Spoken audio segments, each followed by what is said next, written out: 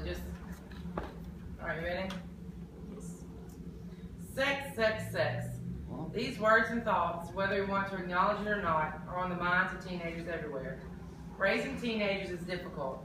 As they get older, you can sometimes lose a grasp on how to relate to them or even realize that they are thinking about, or heaven forbid, even having sex.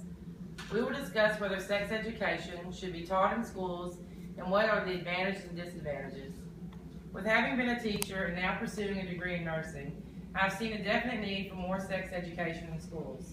When I was teaching 8th grade art science, there were several girls that were pregnant and most of the kids were sexually active. They discussed sex and spoke about it openly to each other. The problem was that a lot of their information was incorrect and there was no one there telling them the correct information or how to prevent teen pregnancies and sexually transmitted infections. According to the national campaign to prevent teen and unplanned pregnancy, only 38% of teenage girls that have a child before age 18 will get a high school diploma. Reducing teen pregnancy enhances overall child well-being.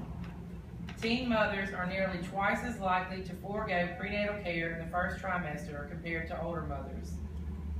Daughters of teen mothers are 3 times more likely to become teen mothers themselves compared to mothers who had a child at 20 to 21. Teen pregnancies are closely linked to a host of other critical social issues, such as poverty, overall child well-being, out-of-wedlock births, responsible fatherhood, health issues, poor education, child welfare, and other risky behaviors. Jessica Leahy from the Atlantic States and National Statistics: 47% of all United States high school students have had sexual intercourse, 34% of them during the last 3 months. 41% of those kids admit they did not use a condom that last time.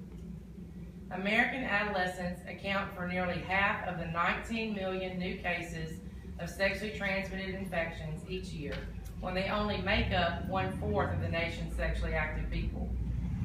Louisiana was ranked 6th out of 51 states, 50 states plus the District of Columbia, in 2011 final teen birth rates among females aged 15 through 19. In 2008, Louisiana was ranked 8th out of the 51. So as a state, our teen birth rate has increased. Out of the 1,000 females aged 15 to 19, Louisiana numbered 45.1 births in 2011, while the United States as a whole only numbered 31.3 out of 1,000. The percent of high school students who were never taught in school about AIDS or HIV infection in Louisiana is 75%, according to the Louisiana Adolescent Reproductive Health Facts. These statistics and facts should scare us enough that we take action. Although typically parents are thought to have been teaching the education to their children, statistics have proven that either the children are not being taught the correct information or that they're not being taught all of the information. The sad thing is that sexuality education was introduced to the public school system over half a century ago. You would think that with over 50 years of educating that the number of teenage pregnancies and sexually transmitted infections would be much lower.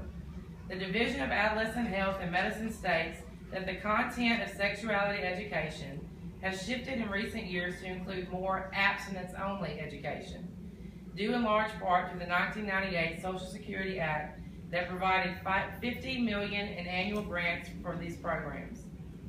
For example, from 1995 to 2002, the proportion of youth who received formal abstinence-only education increased from approximately 9% to 23%. Simultaneously, the proportion receiving education about birth control fell from 84% to 68%.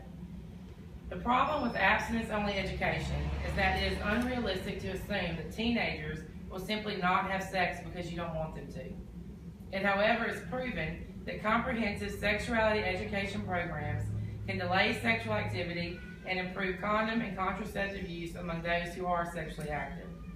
One problem faced with sex education in schools is that teachers' capacity to provide the sex education they believe will best meet their students' needs may be hampered by a number of issues, such as training is often inadequate, not enough time during class, not enough resources, poor administrative support, Teachers are embarrassed of the subject material, and parents are critical of the subject material. Regardless of the problems or issues sex education faces, it is imperative that something change. We must provide our adolescents with the information to make knowledgeable choices about their sexuality. There are many choices to help fix these issues, such as have nurses or certified personnel conduct the classes, offer school-based family assignments for sex education, providing a clear context homework assignment in which to initiate conversation about sex and relationships, and supporting parents with information and strategies to talk with their children about sexual issues. Offer sex education several times throughout the year. Have someone on campus that the kids can go to and discuss issues. And be open and honest with the kids to facilitate dialogue and trust. We can also look to other countries to help us with ideas to help our teenage birth rates. In the Netherlands, which is now taking the lead with one of the world's lowest teenage pregnancy rates, they have advocated the double Dutch approach to teenage pregnancy: condoms for the boys and oral contraception for the girls. In Webster Parish and all health units throughout the state, anyone, including teenagers, can go in and receive contraceptives, birth control, and counseling without having parental consent and complete confidentiality. We have got to allow these changes and adjustments in our school systems. How can we expect these teenagers to learn if they have to become a parent before they're even an adult themselves? Thank you.